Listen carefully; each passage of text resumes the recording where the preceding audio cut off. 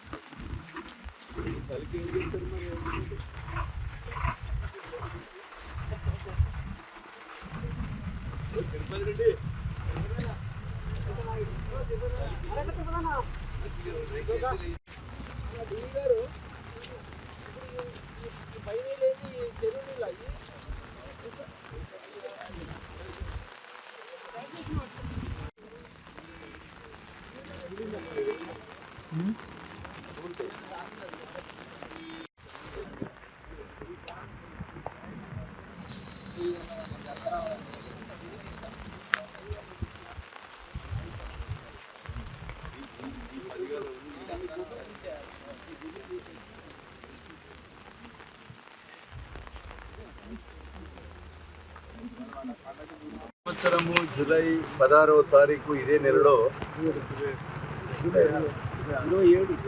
July 27 ఇదే నెల పైన చెరువులు తెగి ధర్మరావుపేట, అదేవిధంగా ఈ ములుగు నియోజకవర్గానికి సంబంధించినటువంటి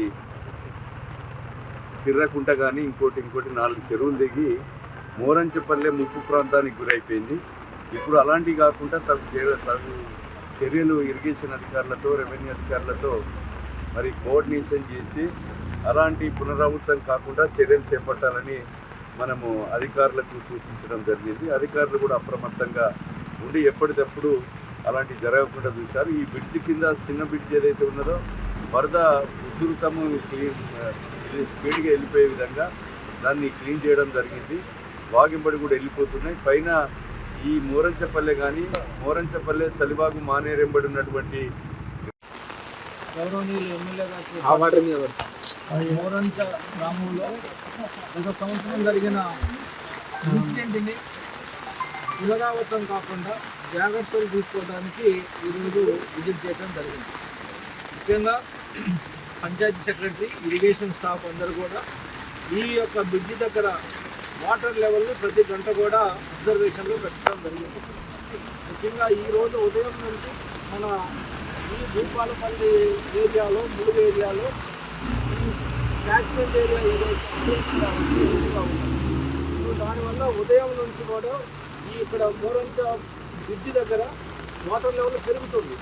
దాన్ని దృష్టిలో పెట్టుకొని ముఖ్యంగా ఇక్కడ అందరూ కూడా అధికారులందరూ కూడా అప్రమత్తతో ఉండాలి. అదేవిధంగా ఎప్పుడైతే థర్డ్ నెంబర్కి వస్తుందో అప్పుడు గ్రామంలో ఉన్న ప్రజలను కూడా అప్రమత్తం చేయాలి. సో 4వ లెవెల్కి వచ్చిందంటే ఊర్లోకి వస్తాయన్నట్టుగా లెక్క. ఆ విధంగా ఇండికేషన్స్ మొత్తం కూడా లెక్కలు తీయడం జరిగింది. అందరూ కూడా అప్రమత్తంగా ఉండాలి. ముఖ్యంగా పంచాయతీ సెక్రటరీ, ఇరిగేషన్ వాళ్ళు ప్రతి గంటకి లెవెల్ ఎంత పెరుగుతుంది. ఉదయం నుంచి మనకి క్యాచ్మెంట్ ఏరియాలో వర్షం వస్తున్నది